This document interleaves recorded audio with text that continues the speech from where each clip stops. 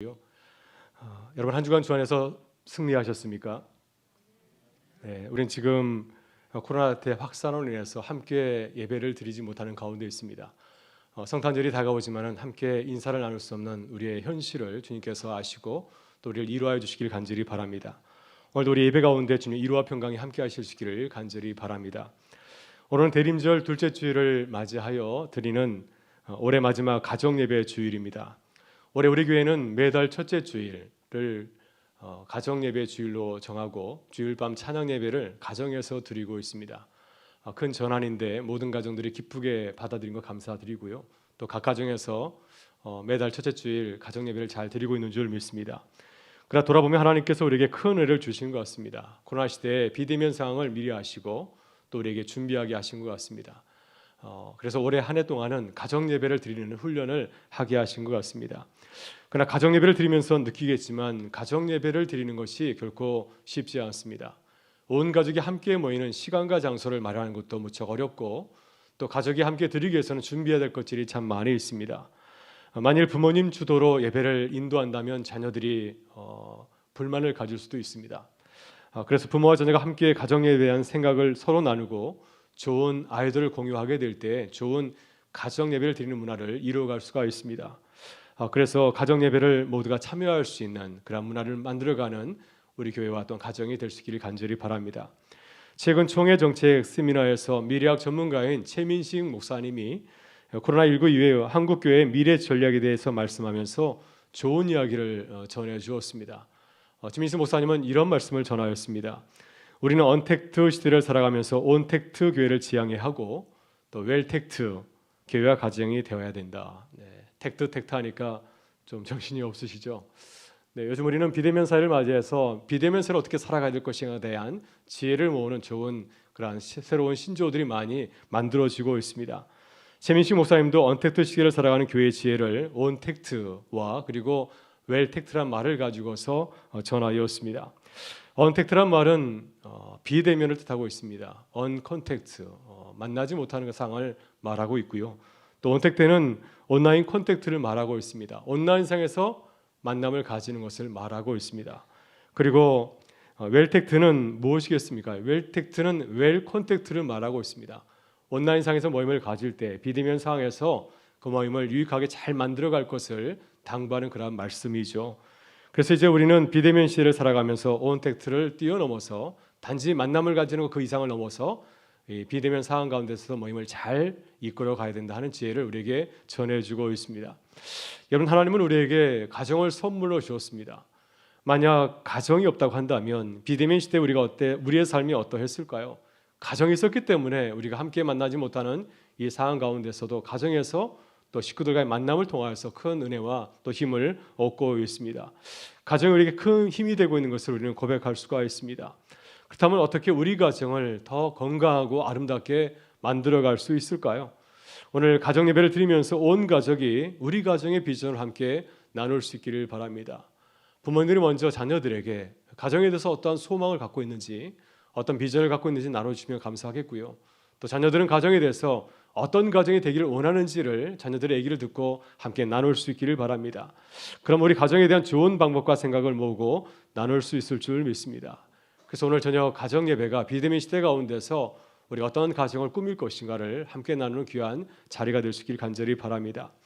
오늘 가정 예배 주일에 함께 나누는 말씀은 예수님의 탄생에 대한 말씀입니다. 오늘 예수님의 탄생에 대한 이야기를 가지고서 온 가족이 모여서 주의 말씀을 나누고 또한 전할 수 있기를 바랍니다.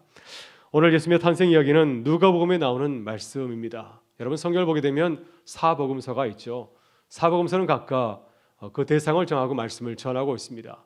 특별히 누가복음에서 누가는 이방인이요 예비신자인 데오빌로 각하에게 복음을 전하고 있습니다. 데오빌로는 누가가 복음서를 전해준 그 수신자를 말하고 있습니다. 데오빌로라고 하는 이름의 뜻은 하나님을 사랑하는 사람, 하나님의 사랑을 받는 사람의 뜻을 담고 있습니다. 누가는 개인적으로 데오빌로 각하에게 이 복음서를 전하였지만 또한 하나님을 사랑하는 사람들, 이방인들에게 이 복음서를 전하고 있습니다. 여러분, 예수님의 탄생 이야기를 사람들에게 전할 때 어떤 이야기를 전해주면 참 좋을까요?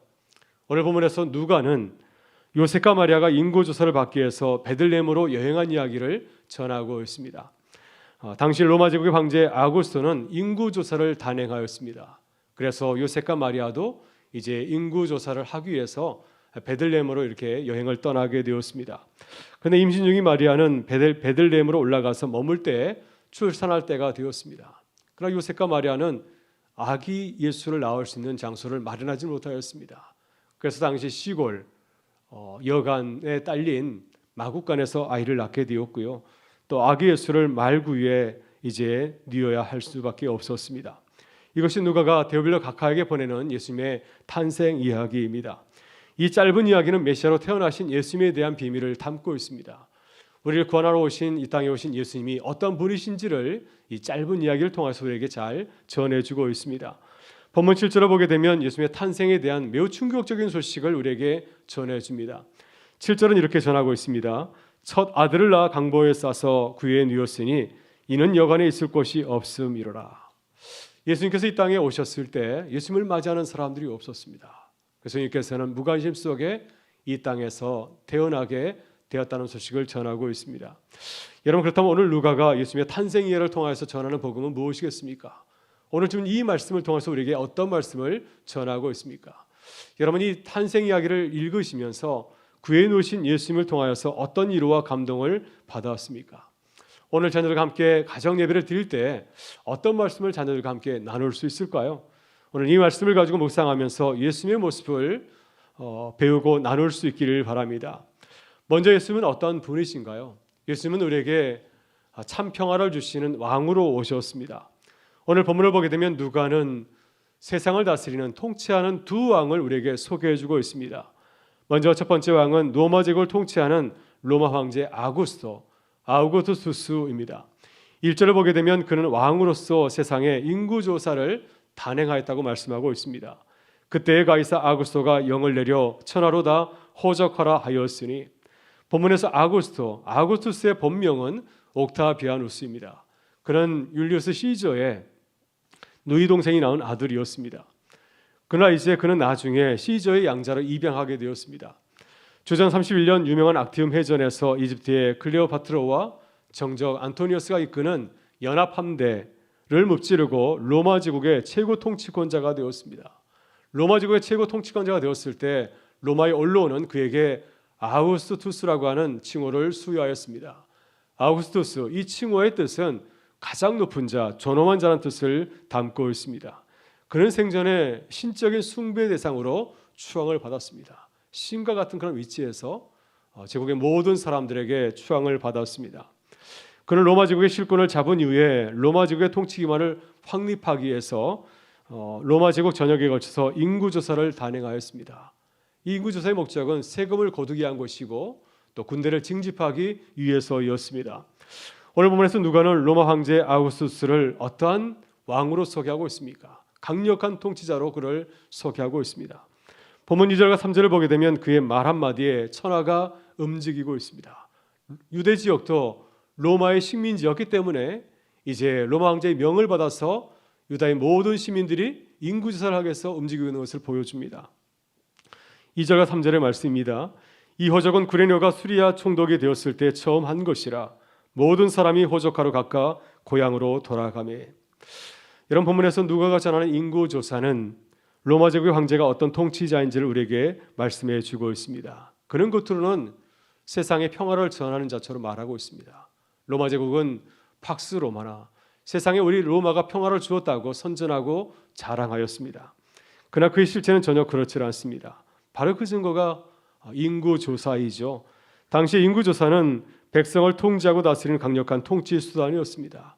인구조사를 통하여서 백성의 수를 확인하고 주민세를 거두었습니다. 재산의 소유 또 수입을 알고 주민세를 거두었고 또 군대를 징집하였습니다. 이 인구조사는 식민지 백성들의 삶을 어떻게 했을까요? 그들의 삶을 평안하게 한 것이 아니라 이 인구조사를 통하여서 식민지 백성의 삶은 더 피폐해지게 되었고 또 가난한 삶을 살게 되었습니다. 오늘도 본문을 보게 되면 식민지에 살고 있는 한 부부가 이 명을 받아서 부건 몸을 이끌고 고향 베들레헴으로 여행을 떠나고 있는 모습을 우리에게 보여주고 있습니다. 그래서 오늘 본문에서 누가는 또 다른 왕을 우리에게 소개해 주고 있습니다. 그는 바로 마구간에서 태어나서 말 위에 누우신 예수 그리스도입니다. 예수 그리스도는 어떤 분이신가요? 그분은 우리에게 어떤 모습으로 찾아오셨습니까? 그는 이 세상을 창조하시고 역사를 주관하시는 만왕의 영왕이신 하나님의 아들이었습니다.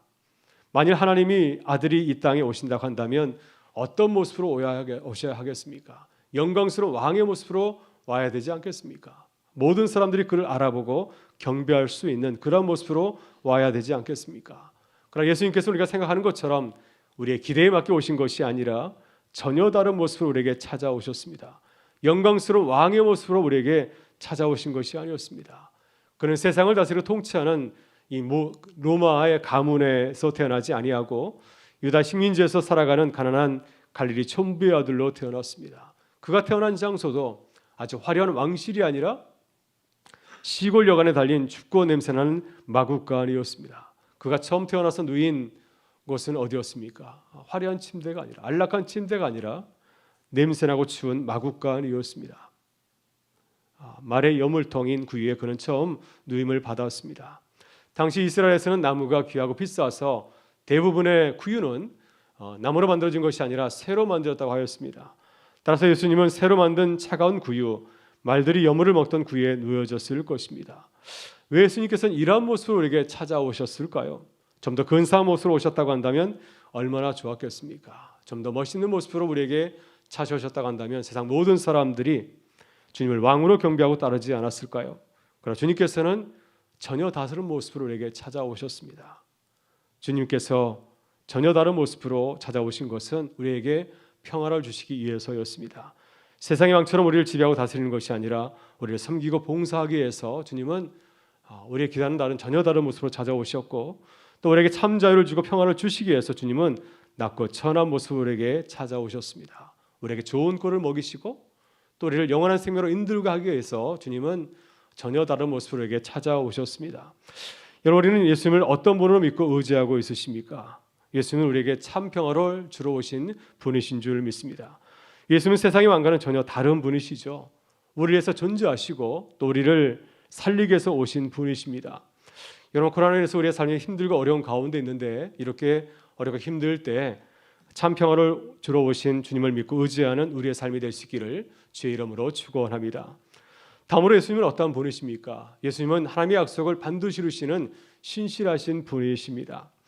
오늘 본문에서 누가가 예수님의 탄생 이야기를 전하면서 강조하는 것이 있습니다. 그것은 예수님의 가문과 탄생지, 출생지에 대한 것이죠. 예수님은 누구의 가문에서 태어났습니까? 또 예수님은 어떤 장소에서 태어나셨습니까? 이것은 메시아로 오신 예수님에 대한 매우 중요한 정보를 우리에게 전해주고 있습니다. 본문 4절과 5절은 이렇게 증가하고 있습니다.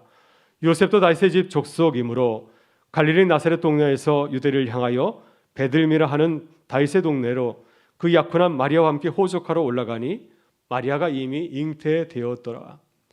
여러분, 누가복음이 예수님의 가문과 출생지를 강조하는 이유는 무엇입니까? 예수님은 보통 사람이 아니라 하나님의 아들이라고 하는 것입니다. 또 예수님께서 하나님께서 말씀하신 그 모든 약속의 말씀, 예언의 말씀을 이루셨다는 사실을 강조하고 있습니다. 성경에서는 이미 예수님에 대해서 예언하였는데 그 모든 예언의 말씀을 예수님께서 그의 삶 속에서 다 이루셨다고 하는 것이죠. 미가서 5장 2절은 베들레헴에서 태어날 메시아를 이렇게 전하고 있습니다. 베들레헴 에브라다야, 너는 유다 족속 중에 작을지라도 이스라엘에서 다스릴 자가 내게로 나올 것이라. 그의 근본은 상고에 영원에 있느니라. 그래서 예수님께서 예언한 대로 베들레헴에서 태어나셨다고 말씀하고 있습니다. 누가복음 1장 26절을 보게 되면 예수님의 어머니 마리아의 임신에 대해서도 말씀하고 있습니다. 마리아는 결혼하기 전에 요셉과 결혼한 후에 임신한 것이 아니라 결혼하기 전에 성령의 역사로 임신하셨다고 하는 것입니다. 성경에서 말씀하신 그것을 예수님께서 이루셨다는 사실을 강조하고 있습니다. 이사야 7장 14절은 이렇게 증거하고 있습니다. 그러므로 주께서 친히 징조를 너에게 주실 것이라. 보라, 처녀가 잉태하여 아들을 낳을 것이요 그의 이름을 임마누엘이라 하리라. 여러분, 예수님은 어떤 분이신가? 누가가 예수님의 이야기를 소개하면서 강조하는 것은 무엇입니까? 예수님은 약속을 이루시는 분이라고 하는 것입니다. 하나님께서 예언자를 통해서 말씀하신 그 모든 것을 신실하게 다 이루신 분이라고 하는 것입니다. 그래서 예수님을 신실하신 분으로, 믿어오신 분으로, 믿부신 분으로 우리에게 소개해주고 있습니다. 이것이 예수님이 세상의 왕들과 다른 점입니다. 여러분, 예수님은 약속을 지킬 필요가 없죠. 창조주가 피조주를 위해서 구태여 약속을 지킬 필요가 없습니다. 창조주 하나님이 자신의 약속을 지키지 않았다고 해서 누가 시비를 걸 수 있겠습니까? 그러나 하나님은 그렇게 하지 않았습니다. 작은 약속 하나라도 주님께서는 기억하시고 그 모든 것을 이루셨다고 말씀하고 있습니다. 오늘 본문을 보면 하나님은 미가 선지자가 베들레헴에 대해서 말씀하셨던 것을 기억하시고 이루시고 있습니다. 그래서 요셉과 마리아가 갈릴리 나사렛에서 유대 지방 베들레헴으로 여행을 가게 하였습니다. 마리아는 만삭의 몸을 이끌고 이제 먼 길을 여행하지 않습니까? 이렇게 하신 이유는 하나님께서 말씀하신 것을 이루기 위해서 하신 것이었습니다. 이런 복음서를 보게 되면 복음서 저자들은 구약 성경에서 메시아에 대해서 예언한 말씀을 찾고 있습니다. 또 그 말씀을 하나님께서 어떻게 이루셨는지를 우리에게 증거하고 있습니다. 그래서 복음서를 보게 되면 수많은 예언과 성취의 말씀이 나오고 있습니다. 그만큼 하나님은 약속을 깨트리지 아니하고 이루시는 참 좋으신 분이라는 사실을 우리에게 증거하고 있습니다. 여러분, 우리는 하나님과 나눴던 약속을 기억하고 신실하게 지키고 있나요? 하나님께 고백하였던 기도를 기억하고 그 기도대로 살아가고 있습니까? 여러분, 한 해를 마치면서 올해 하나님께 드렸던 기도를 돌아보실 수 있기를 바랍니다. 그리고 하나님께서 내 기도를 들으시고 어떻게 응답하셨는지 한번 살펴보실 수 있기를 바랍니다. 그럼 주님께서 내 기도를 들으시고 어떻게 응답하셨는지를 발견하게 되고 감사하는 시간이 될 줄 믿습니다. 여러분, 지금 우리는 코로나 상황에서 미래가 참 불투명한 가운데 있습니다. 그럼 우리는 걱정하고 염려할 필요가 없는 줄 믿습니다. 왜냐하면 주님께서 신실하셔서 우리가 하신 모든 말씀을 이루실 줄을 믿기 때문이죠. 여러분, 어려울수록 하나님을 더욱 신뢰하실 수 있기를 바랍니다. 신실하신 주님을 믿고 의지하면서 살아가는 주의 백성들의 삶이 될 수 있기를 주의 이름으로 축원합니다. 마지막으로 예수님은 어떤 분이십니까? 예수님은 우리를 위해서 철저하게 낮아지시고 가난해지신 분이셨습니다. 오늘 본문에서 누가는 충격적인 사실을 전하고 있습니다. 메시아로 오신 예수님께서 이 땅에 오셨을 때 사람들의 반응입니다. 여러분, 사람들은 세상에 태어난 예수님을 어떻게 맞이했나요? 안타깝게도 만왕의 왕이신 예수님을 기다리거나 준비하지 아니하였습니다. 가장 높으신 왕을 맞이할 준비를 전혀 하지 못하였습니다. 그래서 예수님은 태어날 방 한 칸도 마련하지 못하였습니다. 마구간에서 태어나야 되었고 또 새로 만든 말구 위에 처음 태어나서 누워야 하였습니다. 본문 7절은 이 세상에 태어난 예수님의 첫 모습을 이렇게 증가하고 있습니다. 첫 아들을 낳아 강보로 싸서 그 위에 누웠으니 이는 여간에 있을 곳이 없음이로라. 빌립보서 2장에서 사도 바울은 말구에 누이신 예수님의 모습을 이렇게 증가하고 있습니다. 그는 근본 하나님의 본체시나 하나님과 동등됨을 취할 것으로 여기지 아니하시고 오히려 자기를 비워 종의 형체를 가지사 사람들과 같이 되셨고 사람의 모양으로 나타나사 자기를 낮추시고 죽기까지 복종하셨으니 그 십자가의 죽으심이라. 여러분, 이 말씀을 읽을 때 어떤 생각을 하시나요? 예수님께서는 하나님의 아들이면서 사람의 아들로 태어나셨을까요? 사람들 가운데서도 가장 낮고 가난한 사람의 아들로 태어났겠습니까? 왜 멋진 황실이 아니라 춥고 냄새나는 마구간에서 태어나셨습니까? 따뜻한 침대가 아니라 말들이 밥을 먹는 말구유를 선택하였을까요?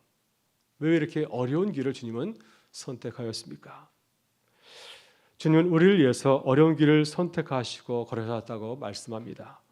만일 주님이 거룩하신 하나님의 모습으로 찾아오셨다고 한다면 과연 우리가 주님을 만나 뵐 수 있을까요? 그 영광스러운 주님을 바라보면서 어떻게 그 앞에 나아갈 수 있을까요? 주님 우리를 사랑하시기 때문에, 우리를 만나시기를 원하기 때문에 가장 낮고 초라한 모습으로, 우리와 같은 모습으로 우리에게 다가오셨습니다. 그래서 주님이 태어나신 마구간과 말구유는 주님께서 우리를 얼마나 사랑하신지를 보여주는 표적이 아닐 수 없습니다. 여러분도 우리를 위해서 낮아지신 주님의 모습을 배우고 따라올 수 있기를 바랍니다. 요즘 우리 사회가 큰 어려움을 겪는 것은 코로나 때문이기도 하지만 우리의 마음이 낮아지지 않았기 때문이 아닌가 하는 생각이 듭니다. 우리의 마음이 부유하고 낮아지지 않기 때문에 서로 갈등하고 다툼이 일어나는 것이 아니겠습니까? 그러나 우리는 이제 우리 주님처럼 낮아져서 세상을 섬기고 사랑하는 교회와 성도가 될 수 있기를 바랍니다. 그래서 세상을 따뜻하게 만들어가는 작은 예수가 될 수 있기를 주의 이름으로 축원합니다. 저는 최근에 좋은 영화 한 편을 보았습니다. 나는 볼이라고 하는 영화입니다. 올해 5월 초에 개봉한 영화이고 또 지난 2018년 부산영화제에서 감독상을 받은 영화이기도 합니다. 이 영화는 청각장애인 부모 가정에서 자라는 자녀의 이야기입니다. 그래서 자녀의 눈을 가지고서 청각장애인의 가정의 어려움을 우리에게 소개해주고 있습니다. 이 영화의 주인공은 볼이라고 하는 소녀입니다. 볼이의 아버지와 어머니는 청각장애인이고요. 남동생도 청각장애인입니다. 그래서 이 가정에서 말을 하는 사람은 볼이뿐입니다. 볼이가 없으면 온 가족이 좋아하는 짜장면, 탕수육도 시켜 먹을 수가 없습니다. 이 가정은 수어를 사용해서 서로 대화를 하고 소통을 하게 되죠. 이제 볼이가 초등학교에 가게 되면서 말로 하는 대화에 익숙해지게 됩니다. 수어에 약해지게 되면서 가정에서 소외감을 느끼게 되죠. 그래서 세 가족 식구는 서로 행복하게 지내는데 나만 떨어져 있는 것 같은 느낌을 갖게 되죠. 그래서 볼이는 한 가지 소원을 갖게 됩니다. 아버지 어머니, 남동생처럼 말을 잃고 청각장애인이 되는 것입니다. 볼이는 아침마다 학교를 가면서 자신의 소원을 빕니다. 그리고 친구를 통하여서 바다에 빠지게 되면은 말을 잃어버릴 수 있다는 소식을 듣고 자신의 소원을 이루기 위해서 바다에 뛰어들죠.